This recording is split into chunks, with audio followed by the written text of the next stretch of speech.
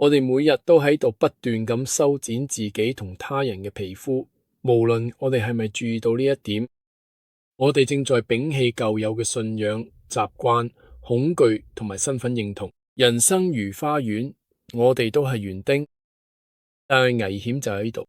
如果因為痛苦、困惑或扭曲而盲目修剪，你可能會剪掉錯誤嘅嘢。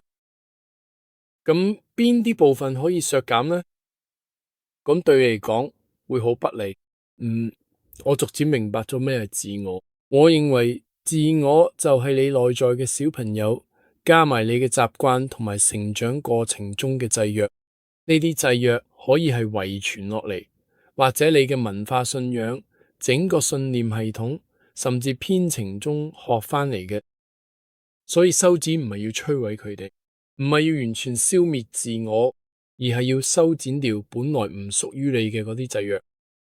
所以你要有意識嘅修剪，溫柔嘅修剪，有目的嘅修剪，否則你最終會忘記咗自己，佢就真係好可惜。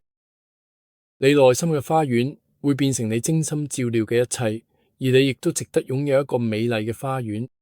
我點知道呢個真係出色地？呢個係源於理解耶穌為我哋所做嘅一切。佢為咗我哋嘅罪被釘死，佢將自己內心嘅童真獻祭咗自己。咁真係罪過啊？係咩？咁我哋亦都應該咁樣做咩？因為當你完全理解咗呢種犧牲嘅意義，你就會明白損失有幾咁巨大。你都應該咁做，然後你就會明白耶穌真正做咗乜嘢，明白耶穌所做事情嘅分量，同埋嗰需要幾多嘅愛。所以你要明白呢個就係點解咁重要，要喺冇被制約嘅情況下尊重你內心嘅細路仔。呢個就係去愛耶穌，呢個就係你愛耶穌嘅方法，呢個就係你話多謝你嘅方法。呢一切就係為咗呢個